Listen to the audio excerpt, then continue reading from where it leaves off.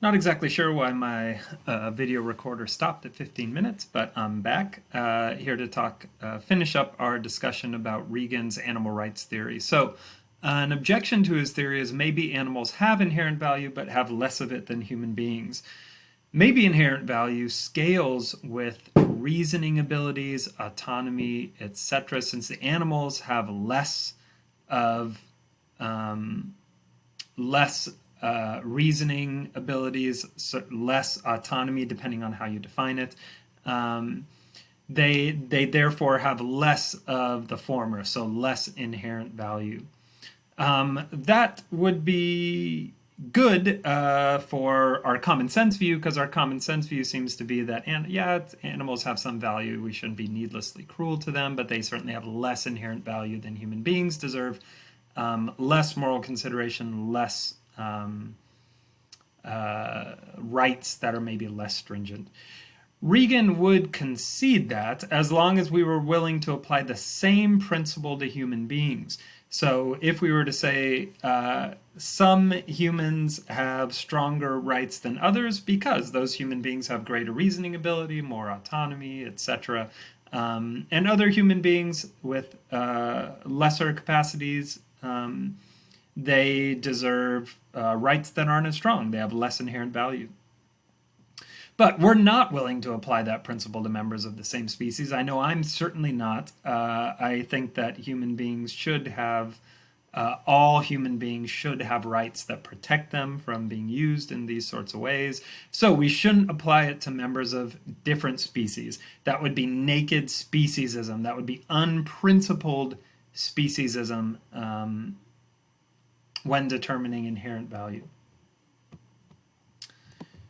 So he ends with a few closing remarks here. First, he'll say the case for animal rights is of a piece with other rights movements. So rights movements want to there are many rights movements that are trying to win rights or win the recognition of rights for groups of human beings. And they're of a piece with the animal rights movements, people trying to win rights for human beings, rights for non-human animals, rights for beings that are just as much experiencing subjects of lives as we are, and therefore should have rights, just like all human beings are. So these rights movements are synergistic in this sort of way. Next, the rights view is in principle against exploiting animals for food, clothing, and entertainment, pharmaceutical testing, etc. So the animal right, unlike utilitarianism, which will take a case-by-case basis and analyze individual cases to see if performing some action or exploiting some animal in some way or using them for food or something will maximize well-being. The rights view is abolitionist when it comes to all exploitation of animals. So no more using animals for food, no more using animals for clothing, no more using animals for entertainment or pharmaceutical testing, etc. And the final thing he says is disciplined passion is what is required to solve this problem. So he's talked about very theoretical issues, contractarianism, utilitarianism, deontology, rights, inherent value, things like that are more cerebral than passionate. But when we see the ways that animals are exploited and abused in our society, we should marshal our intellect and our passion in defense of them.